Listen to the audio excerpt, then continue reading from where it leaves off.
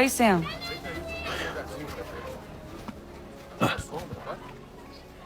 Desculpa, eu te conheço?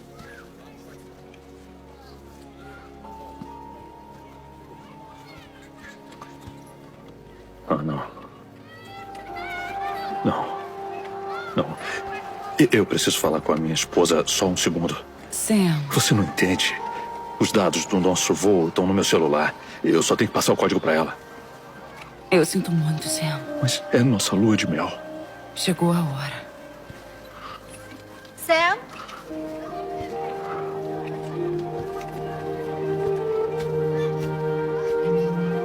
Sam! Vem, querido.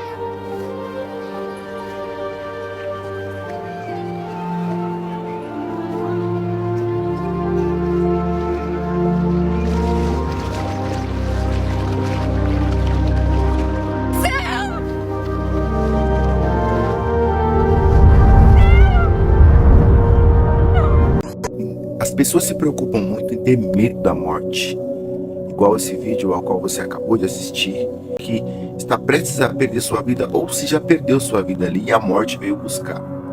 Mas o que simboliza por trás desse conteúdo, por trás dessa passagem que impressiona muitas pessoas, o que isso representa? O que isso nos traz como alerta, como cristãos, como homens e mulheres de Deus? E a morte é dessa forma realmente que a morte vai agir quando a pessoa partir para o outro lado? Será que é dessa forma mesmo assustadora e terrível, temível que vai acontecer? Eu falo para você uma coisa, irmão. A Bíblia nos diz o seguinte: a Bíblia nos diz que Jesus ele pegou a chave do inferno e a chave da morte. Ou seja, a morte ela é comandada por Jesus. A última ordem, quem dá isso quer dizer o quê? Que a última ordem, quem dá é o próprio Cristo, porque ele tem o comando da morte. Então tudo aquilo que tem vida, como um decreto do Éden, tudo aquilo que era pó, ao pó voltará. Então todos morrerão. Alguns privilegiados, como Enoque, como Elias, não passaram pela morte.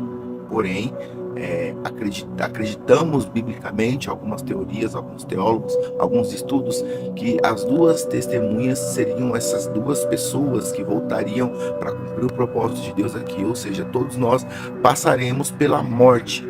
Então, o que isso nos mostra? Essa pessoa que morreu, ela tinha Jesus Cristo? Ela tinha a presença de Deus? A Bíblia fala sobre uma parábola que na verdade não é uma parábola, é algo real que Jesus quis enfatizar para os seus discípulos, sobre Lázaro e o rico. E o que está dizendo nessa passagem? Está dizendo simplesmente que o homem rico era um homem que era mau aos olhos de Deus, e Lázaro, que não tinha nada nessa terra, um mendigo que era bem visto aos olhos de Deus. Então chegou-se o fim dos dois, irmãos. O que isso me ministra? Chegou o fim, uma hora tudo acaba, nada é eterno.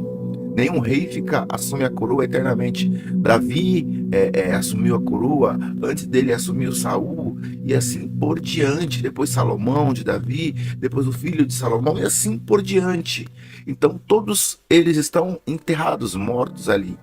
Eles só irão voltar à vida quando o nosso Senhor Jesus Cristo, assim diz na palavra, se adentrar as nuvens desse planeta, desse mundo, descendo ali toda a glória como leão. E aí essas pessoas que morreram vão ressuscitar, tá? Aqueles que morreram pela tua palavra, aqueles que morreram também em condições sem Jesus Cristo, ressuscitarão simplesmente para serem julgados e levados para o abismo.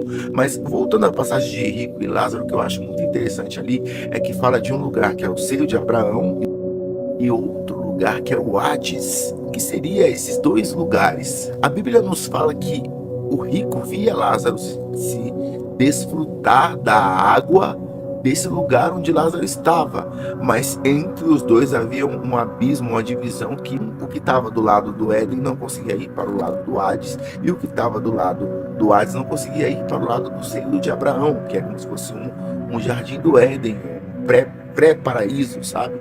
E aí o rico vê que aquele lugar é um lugar de sofrimento, é um pré-inferno. Hades, nessa simbologia de Jesus, seria um pré-inferno. E o que na minha concepção, nos meus estudos, e o que eu entendi com essa palavra, quem morre sem Jesus Cristo, a morte leva para o Hades, é um pré-sofrimento. Não chega a ser um inferno, mas se você ler, eu vou te incentivar a procurar essa passagem e ler o livro, tá? E aí você vai entender que o rico já sentia sede, então eles foram conscientes para lá. Poxa vida, que lugar que é esse, terrível que é esse? Eles foram conscientes para lá, os dois sabiam quem eles eram e eles estavam em lugares diferentes. Então, eu quero trazer uma ministração breve para você sobre isso, para que você venha pensar e a repensar se realmente você quer morrer sem Jesus. Sabe, porque hoje, irmãos, tudo nos seduz a dizer que Jesus aceita tudo, que Jesus ele se agrada com tudo. Por que nessa parábola Deus não se agradou da vida do rico, daquele que tem tudo, daquele que pode tudo nessa terra? É como se fosse às vezes até uma bênção você ter tudo aqui. Sabe, às vezes eu me pergunto, os pobres, nós pobres, às vezes engolimos tanto sapo, passamos tantos apuros na vida, lidamos com tantas pessoas difíceis, pessoas que não tem como a gente conviver. Jesus falou para amar os inimigos, para dar a cara a tapa, para ser totalmente ao contrário do princípio mundano. Nós vivemos isso e essas pessoas às vezes más, com corações duros, mesquinho, ranzinza, que não doa para ninguém, não ajuda ninguém, tem tudo aqui. Eu vejo isso também, sabe, irmãos, como uma misericórdia de Deus para essas pessoas, porque depois, na eternidade, elas irão sofrer nesse lugar. E muitos ricos não herdarão o reino porque não são humildes para entender o reino de Deus. Então, para que você não venha cair no Éden, venha a ir para um lugar ruim na tua morte, na tua ida, você pode ter certeza que Jesus está de braços abertos para você, você idoso, você idosa, você que está com uma doença gravíssima, que acha que vai partir dessa forma melhor. Deus pode mudar a sua realidade, Deus pode fazer coisas inefáveis, imagináveis para a tua vida. A morte para nós cristãos, ela não é o final, ela é o início da eternidade. Nós acreditamos em Jesus. Aqueles que acreditam que vão para um lugar abençoado. Então, irmãos, reflitam nessa palavra. Deus quer que você aceite a Jesus. Não morra sem Cristo, amém? É tão triste você ver um parente que morreu sem Cristo. Ah, aquela pessoa morreu, ela tinha Jesus. Não. É tão triste a gente ver pessoas indo para o Hades sem Jesus, irmãos. É melhor estar no seio de Abraão, um lugar de bênçãos, esperando a vinda de Jesus. E essa analogia que Jesus faz entre o bem e o mal, o rico e o pobre, o que vai ser salvo e o que não vai ser salvo, também nos desperta outra curiosidade. Quantas pessoas já não devem estar nesse Hades aí? E quantos abençoados não conseguiram estar no seio de Abraão? Pensamos nisso, irmão. Venhamos a pensar, venhamos a refletir o que realmente nós queremos. O que realmente é importante são as riquezas, são todas as coisas que nós temos aqui, ou a eternidade que nos espera Jesus. Eu queria só trazer essa reflexão rápida.